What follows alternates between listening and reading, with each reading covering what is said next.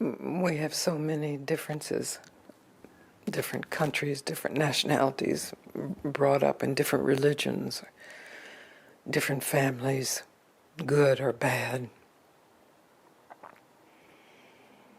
And just the DNA differences within us. So all of that will never be the same, except for the basis that we are human beings. We do have a brain that's a complex organism that has the capacity to delude itself and has the capacity to open to itself.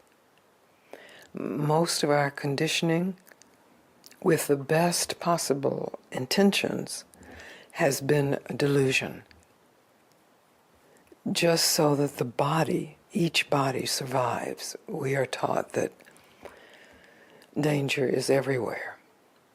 And there is danger. If someone came into this room and shot me, that's danger. That's possible. And it's happening all over our planet in many different ways.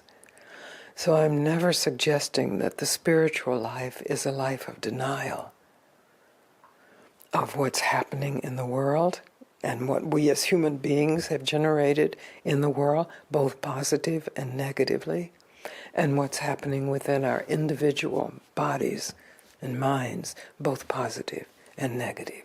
That's all an amazing display of intelligence, pure and beautiful, and intelligence corrupted and horrible. So it's all happening. I'm not in denial of that.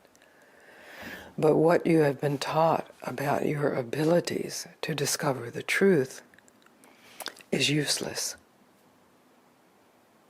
What you have been taught of what you have to do to discover the truth is useless. Finally, you recognize that nothing you can do can give you what you truly want. And certainly we do things that take care of many wants. I'm not denying those.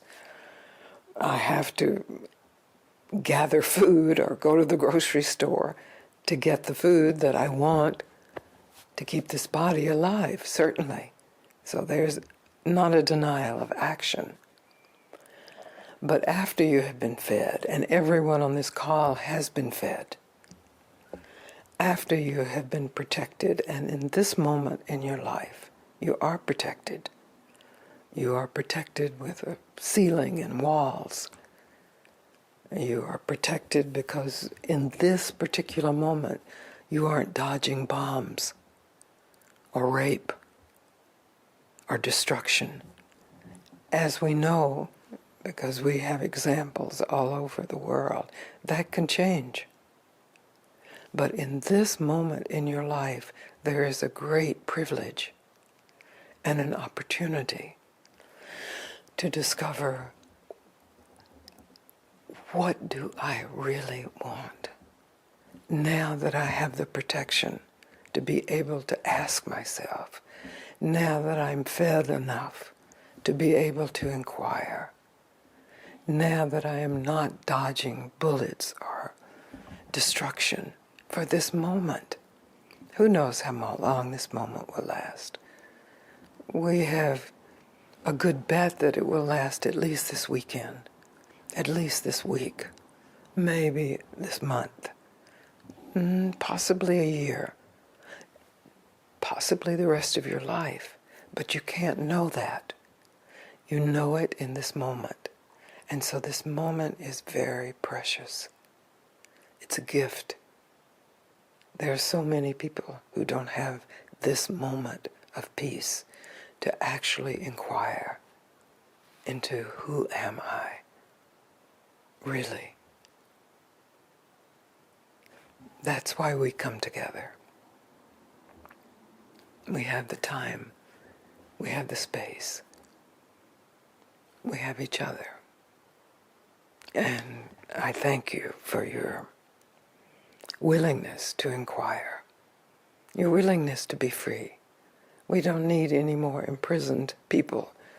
We see how imprisoned people act when they are thrown against the wall.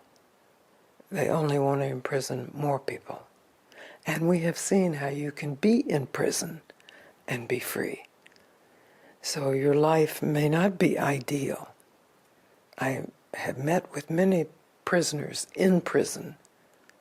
Not an ideal life, not a life of freedom, but the possibility of discovery of the truth of freedom is discovered in any situation. Even if bombs are falling, even in a moment of end of life through destruction, but you have it specially privileged because that's not happening. You're not in a prison, except a prison of your own making that you can unmake immediately. You're not in a space of punishment, except your own punishment, that you can stop immediately. You are free. And that's the beginning. That's the beginning of really living. Your body's not free. Your body has reactions that are simply reactions for its own survival or its own death.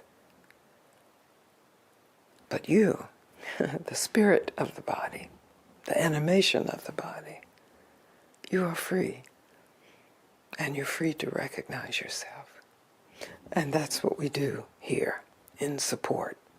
That's what the sharing is about.